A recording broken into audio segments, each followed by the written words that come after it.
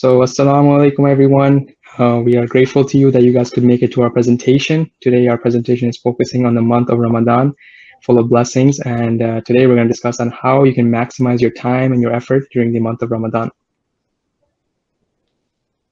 Today, we're going to be going over it's such an important month during the Muslims and what is the significance of it. We're also going to be discussing the goals of Ramadan and what good deeds you should be contributing during this month of Ramadan and how you should be building up your habits. And then inshallah, we'll have the conclusion. Mohsin, I guess you can record now if you hadn't got the reminder yet.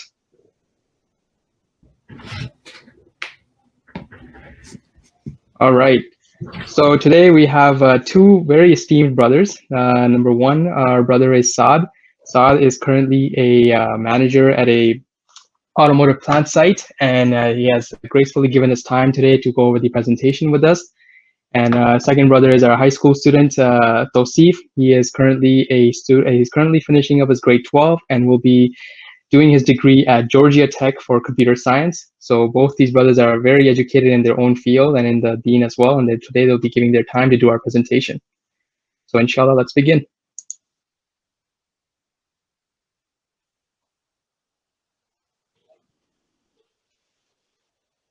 Awesome. Assalamu alaikum, everybody. Brother Hassan, thank you so much for that amazing introduction.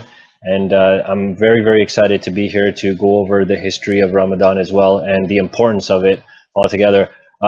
So I actually first started taking Ramadan seriously at the age of 13.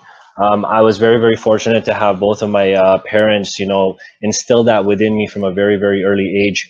And, obviously growing in Western culture, it often becomes very, very difficult, or sometimes we get lost and we don't end up getting into the deen as much as we should have from an earlier age.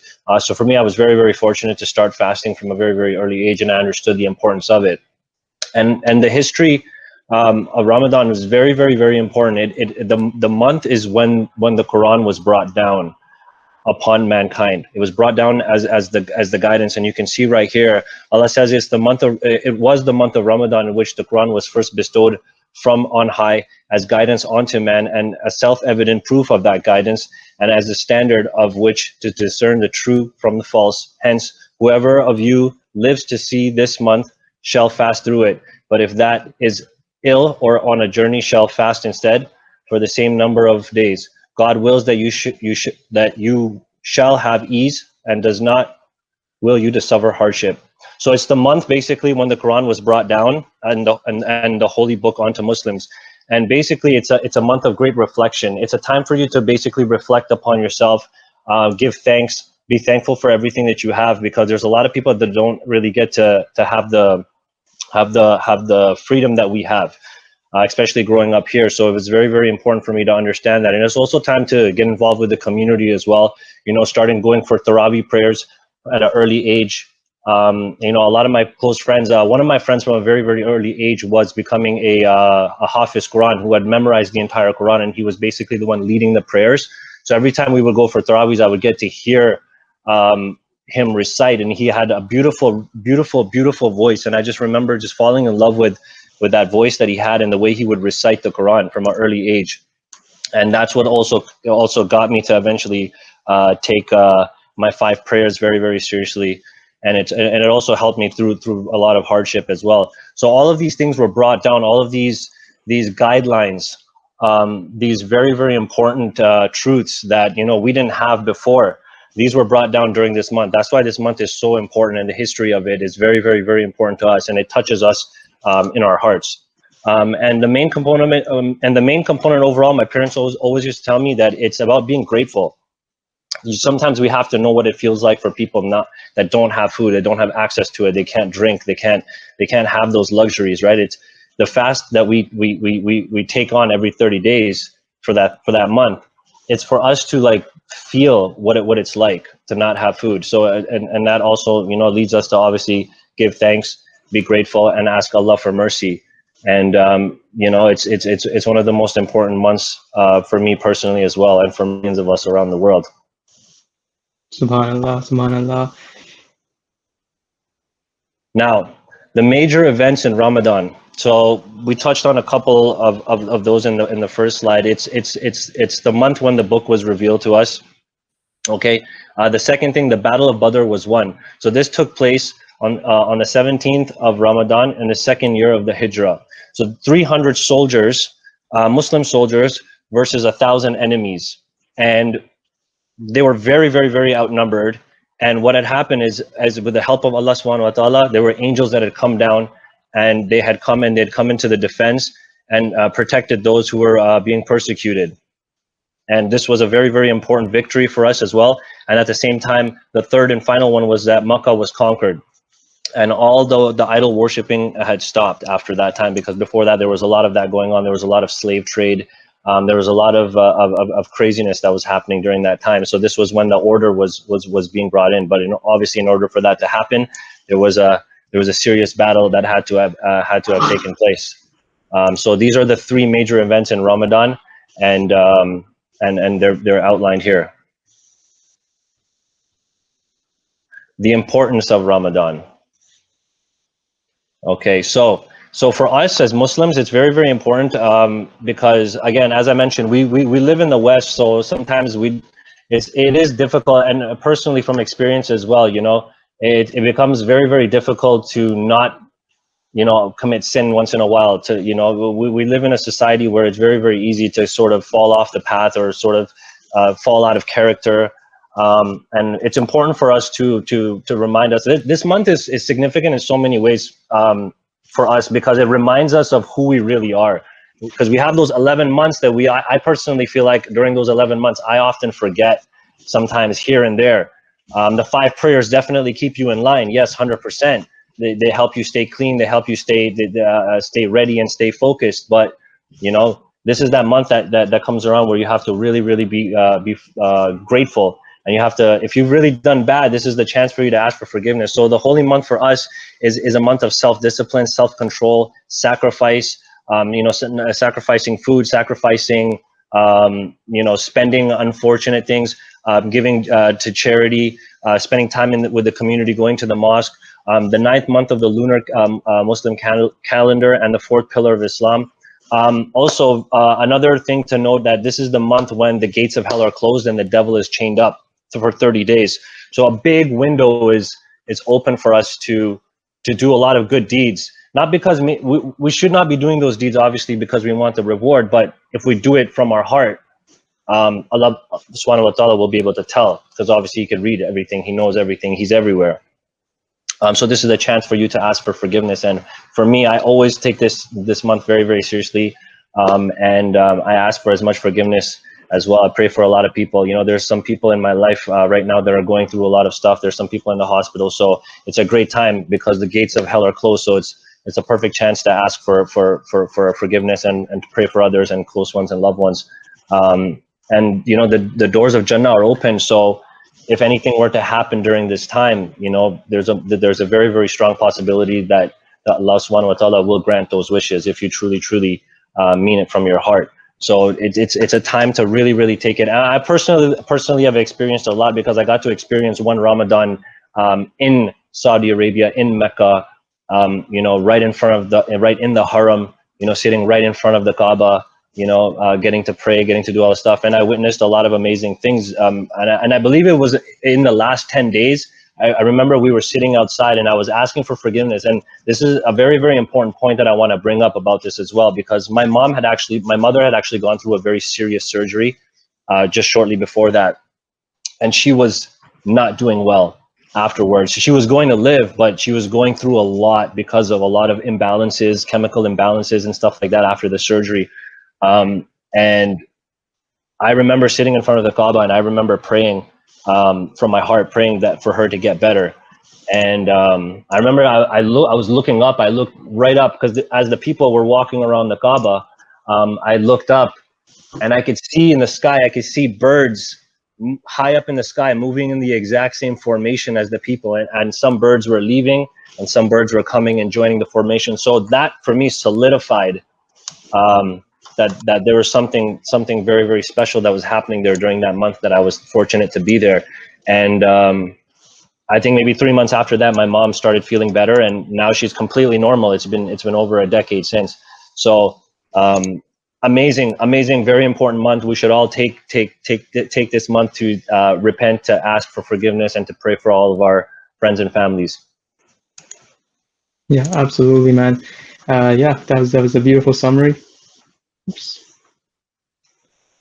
Again, just another points up again, the night of power, and the major and minor sins can be forgiven this month. This is the month of mercy and forgiveness. As Saad touched up, devil is chained up and the gates of hell are closed to worship. And take your time to really contemplate and go over your sins, some of the activities. Maybe you have built up some bad habits.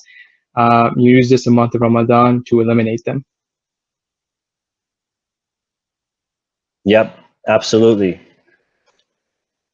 This in which was revealed the Quran, guidance for the people and clear proof of guidance and criterion.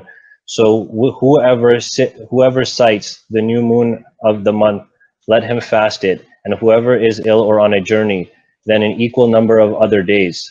Allah intends for you ease and does not intend for you hardship, and wants for you to complete the period and to glorify Allah for that to which He has guided you, and perhaps you will be grateful. So if you're obviously traveling as well during the month of Ramadan, then it is possible for you to, if it's difficult for you to, if you're old in certain circumstances, or if you're not feeling well, you are able to not fast on a certain day, and then you are able to fast afterwards as well. Only under serious circumstances, of course. If you are able to fast, it's always 100% recommended that you do fast. But it just goes to show you that Allah subhanahu wa ta'ala has made it very, very easy. So there is technically no excuse, especially for us brothers and sisters these days. So it's very, very, very, very amazing, very, very important. And one thing that we can all be kind of notice is that Allah says, perhaps you will be grateful. Is the month of Ramadan not grateful blessings for us? How much abundance of food do we have in the month of Ramadan? How many of us have the chance to, for 30 days, be involved in spiritual activities in which all of our sins can be forgiven? We will be granted Jannah, and we have many opportunities to repent. There are thousands and thousands in grave asking one last chance to do sujood so they can ask for forgiveness. But alhamdulillah, we are given Ramadan.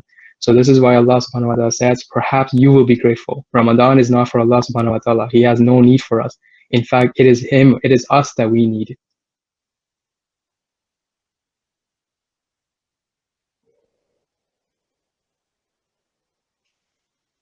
So this is the Hadith of Ramadan. It was narrated that Abu Hurairah said, the Messenger of Allah said, whoever fasts Ramadan out of faith in the hope of reward, he will be forgiven his previous sins. This is from the Hadith number 116. I heard Allah's Messenger saying regarding Ramadan, whoever prayed at night in it, the month of Ramadan, out of sincere faith and hoping for a reward from Allah, then all his previous sins will be forgiven. This is very, very important. So whoever fasts out of faith in the hope of reward and does it from their heart and repents, their sins will be forgiven. So again, it's a very, very firm belief here that you have the opportunity during this month to do it from your heart and be able to get that reward, because the gates are open. So it's a great time for everybody to take the full 30 days very, very seriously. And I speak to a lot of people about this. They ask me, have I done it all? Younger brothers and stuff. And I tell them all the time, yeah, absolutely. And they say, how do you do it with all the distractions and everything? And I explain to them that there's many books that you can read. You can get English versions of the Quran and read one chapter day by day. And if there's something you don't understand, you can go and find the translations. There's many ways to do it. So this is the month for you to take it seriously. And I've gotten a lot of good feedback, because there's a couple books that I use as well, that I'm reading as well during the month to keep myself occupied during the time. So many, many ways. So it's amazing what we can do during this month.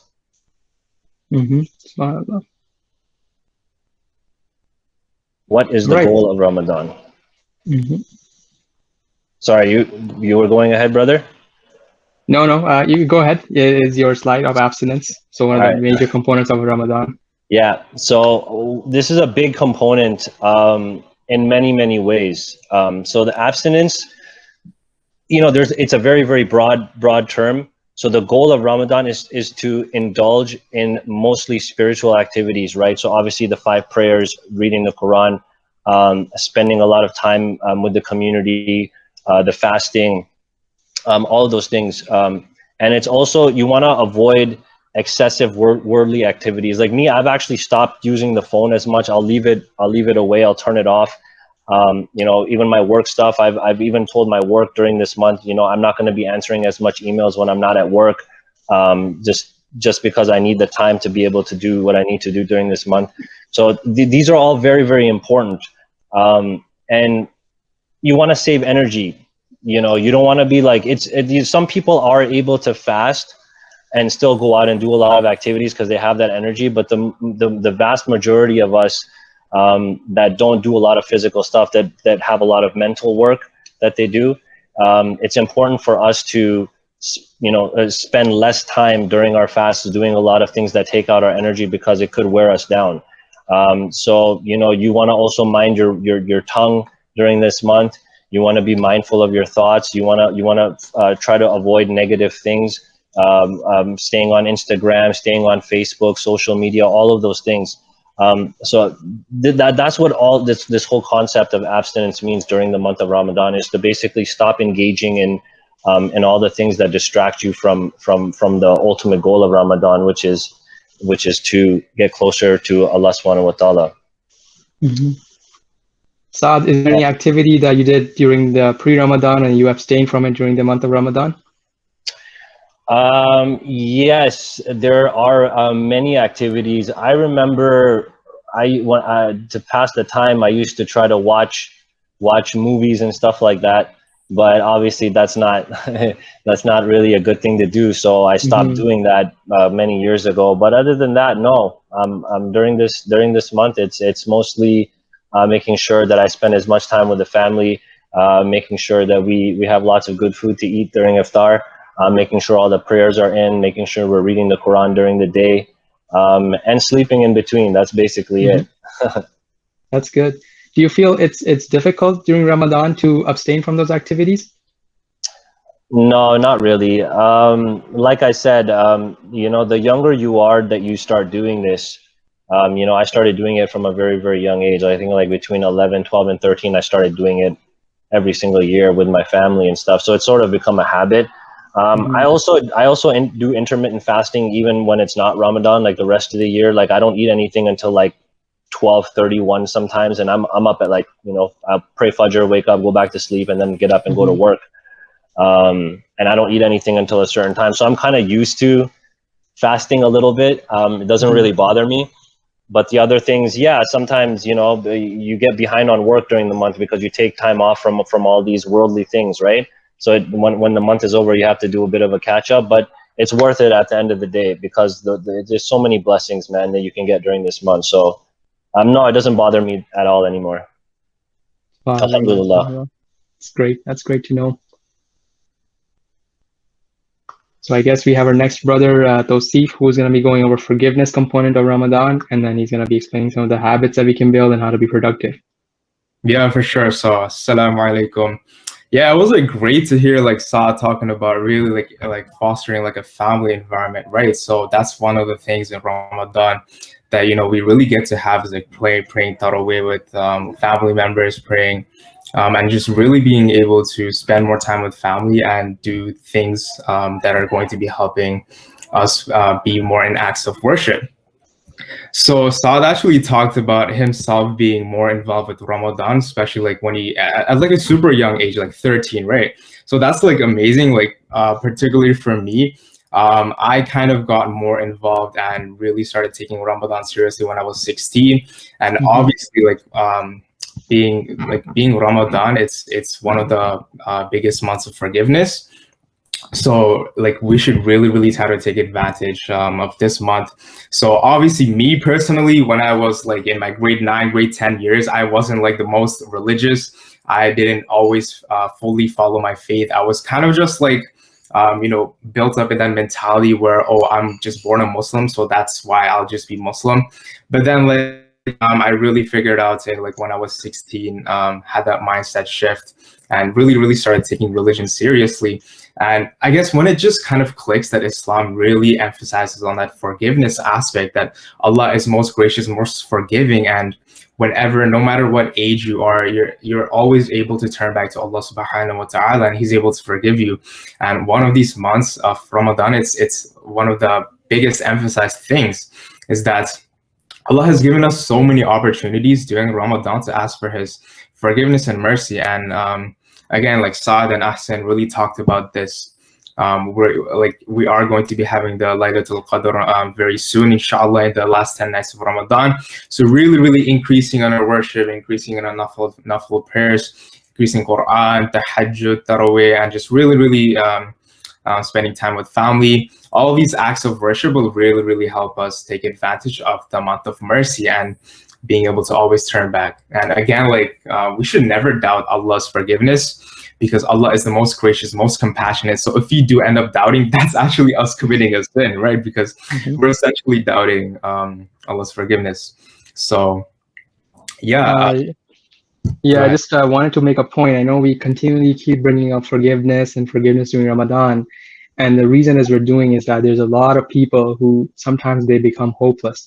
They become hopeless that they have committed so much sins. They have a mountain of sins piled up, and there's no way going back. There's no way going back. They're destined for hell.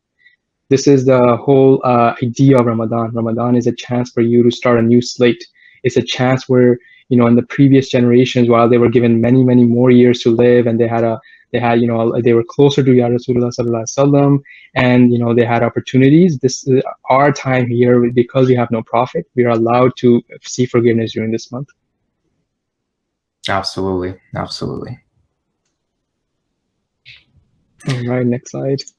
So yeah, other than all of the spiritual benefits that we mentioned, like abstinence and forgiveness, you also have the physical aspect of it, right? So health benefits in Ramadan.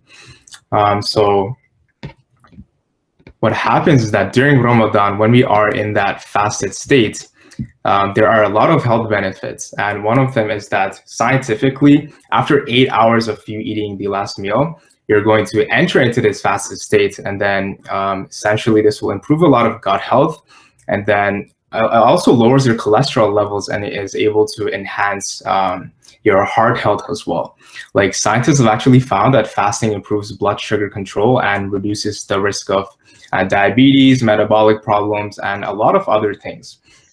And aside from all of the scientific aspects as well, Ramadan, because it is a time for us to become more disciplined, one of the areas we can work on is just really exercising more. And even though it can be a bit hard for sure, really when we are, for example, working out during the day, we don't have water all the time. But again, what happens is that another benefit, this is a time for weight loss too.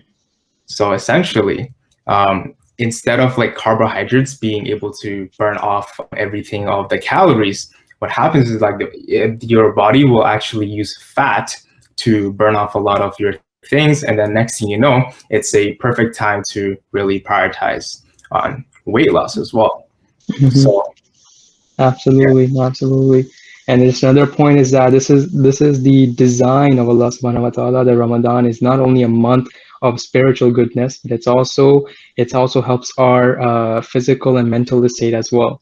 So again, the whole concept of Islam is that it does not only apply into our spiritual lives, it applies into all aspects of lives. Whatever action we commit for the sake of Allah subhanahu wa ta'ala, it will be beneficial in all aspects of our lives. For sure. And one of the other things before that I quickly wanted to mention was that in Ramadan as well, we are able to boost our brain function and our focus in a very different light. So when we do wake up in Ramadan, usually before, we used to care about our coffee, care about breakfast, think about lunch, think about food all the time. But now we can literally wake up and brush our teeth and go straight to work. We don't always have to particularly think of food, and this actually helps us stay more involved in one task. So that's also another big benefits. of Ramadan, you know, like, yeah, like health wise, I guess. So yeah, the next one that we're going to be moving towards is the Ramadan guilt trap. So this is like particularly for me, it hits close to home because I've been a victim of this many times. Like last year, last year as well. So essentially, this is kind of how it goes. At the beginning of Ramadan, like before, it's usually like, oh my God, I'm going to finish really practicing the Quran, you know, 2 times this time.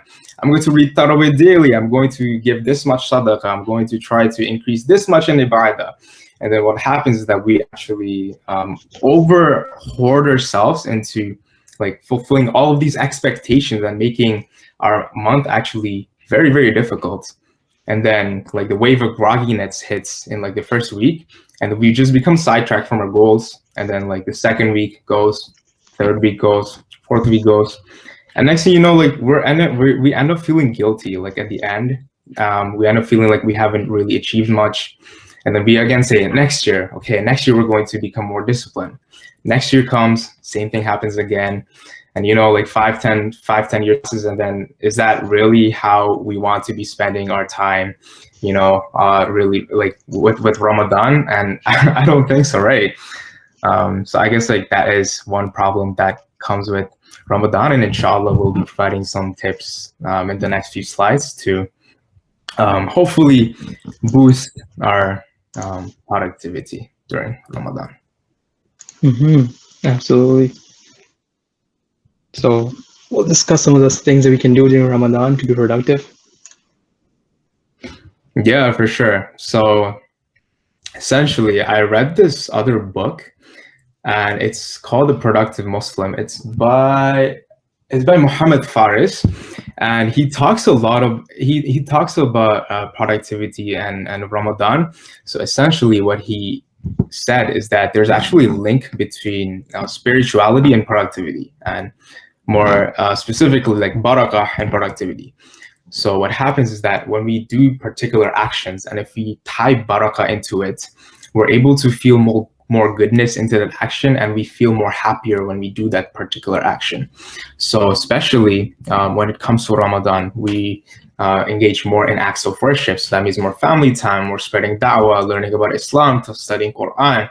So when we do these acts of worship, they're habits and their activities that are directly tied towards barakah. And this connection helps us repeat these activities more and be more productive, because essentially these are the activities that help us and bring us more happiness from ourselves. So when we actually try to learn how to balance and try to bring barakah into like the activities, we're able to be more consistent with them. And I guess it really helps us. And then the second thing is sleep schedule. So Saad will mention more about this from like the working standpoint. I will give more of like a university/high school experience when it comes to like sleep schedule. So usually we're teenagers, and you know, it's kind of just like, oh, after iftar we're gonna go to sleep, and like after suhoor, right? So you know, that's kind of like the mentality with us. But at the end of the day, it is a pretty draining mentality. It isn't always the best, because we are not supposed to be sacrificing our everyday lives or our everyday morning routine just because it's Ramadan, you know. Even the Sahaba during the Prophet's time used to wake up at the same time, do all the same activities. So like we shouldn't be compromising on this and treat it as a way to always stay up late. Like maybe some days it's fine, but you know, it doesn't serve as like a sustainable habit, for sure. Absolutely. You know, being someone who's not a teenager anymore, during this month, it's difficult because as Ehsan mentioned, I actually manage a company. I manage the whole Canadian division, and I have to be there Monday to Friday. And personally, during this month, I prefer to be fasting and working, because it makes the time go by a lot faster. There's so many things that I have to do during the day over there that, you know, my time flies. and then it comes around, it's 4:30, 5 o'clock, and then I basically I leave the office and I come home, and then I get a chance to pray, get a few things ready, and then if I have a little bit of time, I nap. So when it comes to sleep management, it's very, very important during this month for you to manage your sleep, because, and I would not recommend staying up late unless you have a very, very big family. Then it's obviously it's fun to do it. But me, it's just, it's just me and it's just me and my wife and my son. So what I try to do is, being fortunate to have my own office and have my own facility. Sometimes when I go to work, I can, during this month, I can take a little bit of a break or start a little bit flexible in the mornings with my schedule. I'm not gonna lie. Sometimes, I do go and I sleep for an hour at work before I even start. That's just me, because I guess I'm fortunate to be in the position that I'm at with my career and my job, that like I don't really have bosses telling me what to do. I'm basically the boss myself. I do that. I come home, I sleep. Also, right as soon as I'm done praying Isha, what I do is I force myself to go to sleep. I don't stay up after that time. So once I finish my Isha prayers, I'll chug maybe 3 or 4 glasses of water, and I'll call it a night. And for me, it's very, very important. This is something that I actually learned from my brother. My brother, he's 3 years younger than me, but he's like way more pious than I am. He's actually the example that I look to when it comes to religion and comes to Islam and everything, just because he knows so much, and he's just so focused when it comes to the deen. And he's given me these guidelines on how to do it, because he works out a lot. He's in the gym. He's like really big, and he watches what he eats a lot, because he's all about like body fat percentage. He likes to make sure that his body fat percentage is very, very low while he's still very, very big. So I'm like, how do you fast? How do you maintain your size? I was talking to him the other day, and I asked him, I'm like, how do you maintain your size and stuff? And he's just like, he just said, sleep, my friend. Sleep is your best friend during the month of Ramadan if you're fasting. So he told me exactly how he did it. And he's like, listen, we finish work around the same time. You should be doing it like this. He gave me some pointers, and it worked out. And honestly, it's the best thing for you, sleep management during this month. Use your time wisely, because you're not really supposed to be wasting time on the phone, watching other things, staying up late. So you might as well get your rest in, and you'll have a much more productive Ramadan that way. Do you feel like you're more productive after you eat iftar or when you wake up? Honestly, I feel like it depends on the person you are. I used to be a very lazy person before I met my wife and before I got married. I was good, like I was living with my parents and stuff like that, and I'd be a little bit lazy after. As soon as we would finish eating and all the prayers are done, I would just kind of relax and like go on my phone or go on the laptop, watch movies, stuff like that. I'd just be lazy and stay up late and stuff like that. But as soon as I got married and we got our own place and started that's when things changed. It wasn't like that anymore. After iftar, I was still doing a lot of stuff. There's side things that I do other than my job as well. So it's all about the person. You just got to keep your energy up. You just got to be. That's why it's important to have goals as well, right? I feel like it's more difficult during this month if you're somebody that doesn't have ambitions other than just your faith. It's important to do your faith the right way, but if you don't have other aspirations, then it gets very, very difficult. So yeah, for me, that's definitely one of the things. Yeah. Absolutely.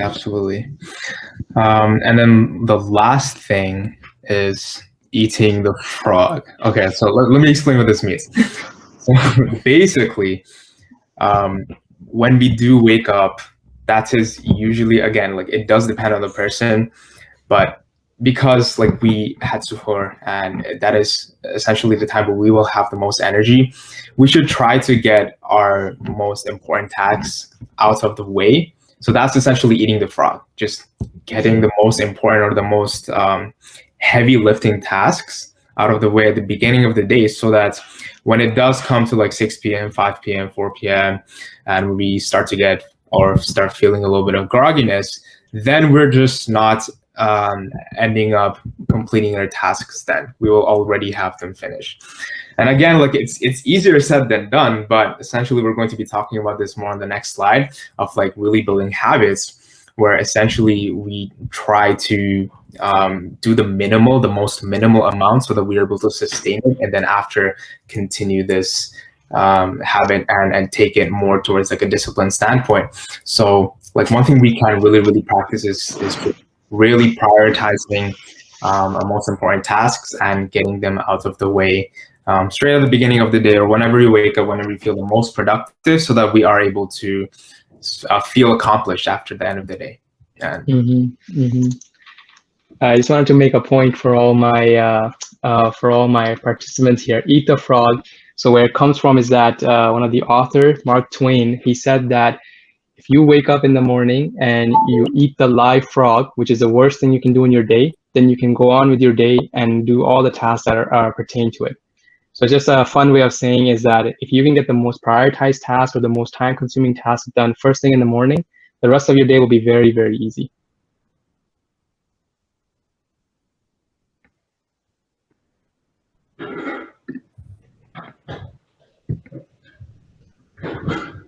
Okay, so again, this is essentially like the continuation, and this is for building habits and essentially maintaining and keeping everything sustainable. So habit building in Ramadan is one of the keys to life, because essentially what we live off of is by our habits. We're defined by our habits, by our actions. And once we're able to make everything continuous, then we're able to function better. So Salama reported that by the one who took the Prophet's soul, peace and blessings be upon him, he did not die until he prayed most of his prayers sitting down. The most beloved deeds to him were righteous deeds that a servant performed regularly, even if they're easy. And that's like one of the parts that we really want to emphasize, is that even if they're easy. So essentially, what we can really do in Ramadan is start very, very small to get things to be sustainable. So maybe that's by reading just one line of Quran a day, 2 lines of Quran a day, not jumping straight to 5 times praying a day. If it's not a habit, if it wasn't a habit before, maybe start by prioritizing 2 times a day, 3 times a day, and then building it slowly then, so that it's consistency. That's really what we care about, rather than just like short bursts of like amazing productivity and then just falling flat on the floor again. So Ramadan is like one place where we can really train this, and by making something sustainable. I know that there's a book called Atomic Habits, and the author really talks about something called like the 2-minute rule, where essentially you do a task for like 2 minutes, and that's all you do. You don't try to always put all of your effort into it. You just do something for 2 minutes, and you do this for like 30 days or just however long you are able to do it until it becomes a habit. So this might mean, okay, read 2 lines of Quran a day for like the next 30 days. And then once we are able to build this consistency, then I guess ramp it up a bit more. So this helps us be more sustainable, and inshallah will prevent us and prevent me as well from falling into this Ramadan guilt trap. Like I've also been seeing this particular benefit. Like I've been trying to memorize like one line of surah, one line of a surah a day. And then essentially it helps just like breaking down something that's so big and taking it down to just like one line. And then that helps as well, just like making it seem more easier, making it seem more doable. So yeah, I guess if you also have any tips on habits and sustainability, you can also add that ahead. So. Yeah, absolutely. Number one thing obviously is the 5 prayers as well. That for me is very, very big. Be very, very mindful. Every single day starts with Fajr, so I like to set my alarm 5 to 7 minutes before Fajr. That gives me enough time to get up, freshen up, do wudu, get myself ready. Waking up early as well. It's also very, very key. Like, so, for example, like I have to get up very, very early. So sometimes after Fajr, I won't even really have time to sleep. I'll just it gives you enough time to do it at your own pace. That's how I like to do it. just because, again, you want to conserve energy as well. Let's not, not forgetting what we discussed earlier. You want to save as much energy. You want to take your time with your prayers, like really, really get into it, because sometimes I feel like I'll be praying and my mind will maybe wander just like for like a second off course, and then I'll have to sort of, remind myself that, hey, I'm praying, I'm standing before God, so I have to stay focused. So it's always, you want to really, really stay focused. So take your time with everything. It's a very good habit to be patient during this month. Practice patience as much as possible during this month. Less, what do they say? Talk less, listen more. Try to listen to a lot of people around you, people that are going through things. What I like to do during this month is like reach out to people that I haven't spoken to, Muslim or non-Muslim, as just people who are close to me, friends, people that I haven't spoken to in a while, just to see how they're doing.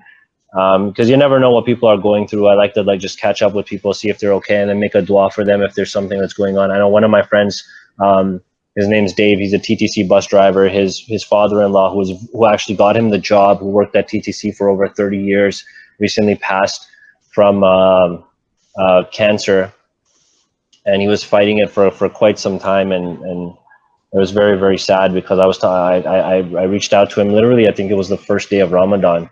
I called him, and he said that his dad's not doing father-in-law is not doing so well. So I said, you know what, I'm going to make a prayer and stuff like that. I did, but unfortunately he passed. So, you just never know. He was thankful that I was there for him. So it's very, very important to be mindful during this month. Other good habits is you still do want to stay clean. You want to actively exercise as well, because you can get lazy. And then obviously when you don't eat anything all day, you're fasting all day, and then all of a sudden you have a big feast with samosas and this and that and everything, and you can wear you down, and obviously the blood all rushes to your stomach at that point, so everybody gets very, very lazy. So it's important to work out. So that's another thing that I learned from my brother as well. So I won't go full blown. I actually haven't been in the gym for a while, so I'll just do like push-ups and sit-ups and stuff like that just here at home. But it's important to also drink as much water. That's one habit I will advise. We often don't do this. Drink as much water. I cannot stress this enough. It is a lifesaver. It will definitely help you, especially in the first few days of Ramadan. For me, I only really feel it the first 2 days. After that, I get the ball rolling and I'm good to go. But I love it because it builds that habit, and you drink water, and then you realize how good it makes you feel when you're actually fasting and you're busy doing stuff. So that's a key. That's actually a little trick. I wouldn't just say it's key. It's actually a little trick that I use. I no matter what, the last thing I have is lots and lots and lots of water before it's time to stop eating, and then the fast begins. Because what that does is it keeps you full, and then throughout the day, your body will be very hydrated, and especially because the weather's kind of warming up now and stuff, so you can get dehydrated. It's very, very key. So that's a good habit. That's what I would say, definitely. For sure. Water is something that I really got to work on. Yeah. So I guess this is just another way of where we're trying to build this idea that Ramadan, although it's one of the most important months, our habits and all of our actions and the things that we try to do in Ramadan, it just doesn't only end with this month, right? We're really trying to build these habits, build discipline, and try to get these actions and continue even after Ramadan. Just because the month ended, that doesn't mean we give up on reading the Quran or reading or giving sadaqah or any other actions or habits that we have built. It means really continuing them, because it's like a jump start, right? Like Ramadan really is a jump start for building a lot of these habits, building a lot of these good character traits, or even just getting out of bad habits. And essentially, this is just a list of some things that we can really do of building and maintaining these habits even after Ramadan. Yeah, absolutely, definitely. Again, as we discussed earlier, forgiveness. This is the month that if you've ever done anything that you want forgiveness for from your heart, it's the month to ask for it. And I truly feel that it's very, very important for all of us to take advantage because we often, I feel like a lot of people make this beautiful religion of ours complicated for no reason. The rules of this, like I've looked at a lot of other religions and I respect all of them always because I have tons of friends that are non-Muslim, of course. And it's just it's so easy to actually follow the faith, and it's so easy for you to get forgiveness from Allah if you just listen, if you just listen to the information that's been given to us in the book and all the other teachings that come along with it. um, and me, I wasn't always as focused on the faith as I am now. It was always a big part of my life, but I wasn't always a good person either. I was, hanging around with bad people, doing a lot of bad things. And, you know, we often think that we can't get forgiveness, but we can. And I found out a little bit later that it was possible to get forgiveness. So this is the time to do it. So again, like, if changing our habits, we want to continue to building the good habits that we have during this month. So I know a lot of people that just pray when they start praying during the month of Ramadan, and then during all the other 11 months they're not praying and stuff.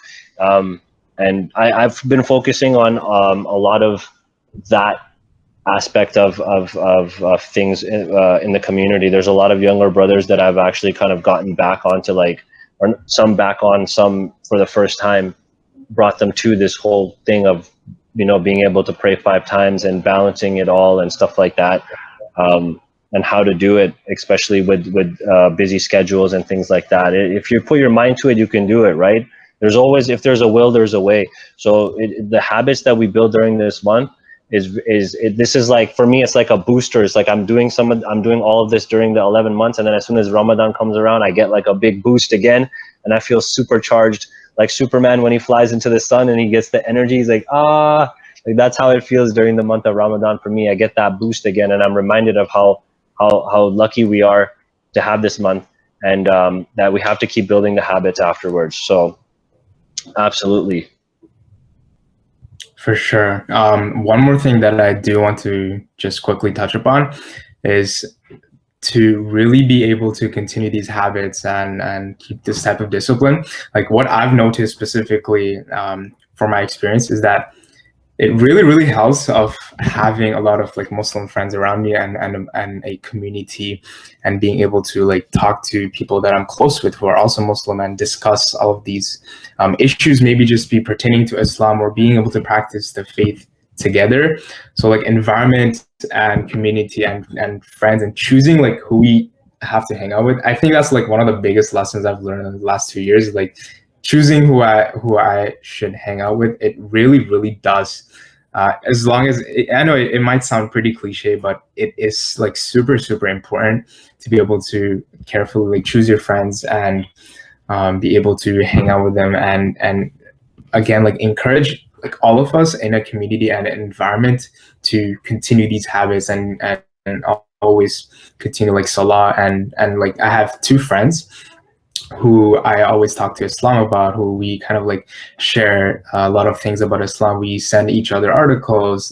They gave me book recommendations, talk about different issues, whether it be philosophical or just Islamic, something, and anything that's related in general. And just by having these 2 friends, it's been able to just help me continue Salah, continue being disciplined, continue doing all the things that Islam asks for us to do. And again, like Saad mentioned, that it's not a difficult religion. It's amazing. Like Islam is amazing. Islam, the way that Islam really portrays forgiveness, that at any point in our lives, if we do end up doing bad things, essentially we're able to turn back and inshallah seek forgiveness, and Allah will always forgive us, because Allah is the most gracious, most compassionate. So that's another thing that like Islam is really, really great for. So just really the environment and friendships do matter a lot with Ramadan. And I guess this is where we'll end it. Saad, you can just give the final final endings, and we'll call it a day. Yeah, absolutely. I mean, this was an amazing amazing thing for me to do. I've always wanted to do something on Ramadan as well, and the importance of it. You know, when Brother Fareed reached out to me and said we're going to be doing something like this, and Ahsan and all the other brothers, I said it was a great thing. It was a chance for me to learn a little bit more as well. I'm not the perfect example yet. We're all still learning and we're all still growing. So I learned a few things today as well, watching you present as well, Tosif. So thank you very much, brother, for your presentation as well. Joining me on this. This was amazing. It was a great event, guys. Ahsan, thank you for everything. Thank you for the introduction. This was great. I really love this, the way you guys had everything set up. The slides look just immaculate. They look amazing. Really great job. I'm glad to be a part of it. Oh, man, Jazakallah khair for your time and effort. You know, I know both of you guys are busy guys in your corporate lifestyle, and you know, Tausif in his high school lifestyle. Jazakallah khair. And I hope all the people Daddy lifestyle for me. No, that's a big lifestyle, man. But hopefully all the participants that are on here, they had a chance to learn from our presentation, and hopefully they're going to be putting up some of the knowledge they learned today to implementation in their month of Ramadan. Absolutely, inshallah. Do we have any comments or any questions from the participants before we take off?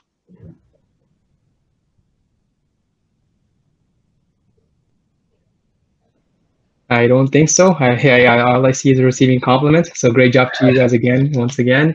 And yeah, I know iftar time is coming close. I know people have to go cook for iftar. So inshallah, we'll close it off here. Once again, thank you so much for guys for coming today and having to attend our presentation. And inshallah, may Allah bless you. May Allah forgive your sins, accept all your good deeds, and may extend the blessings and barakah in your Ramadan and the life beyond. Ameen. Take care and assalamu alaikum. Wa alaikum salam, brother. Wa alaikum assalam.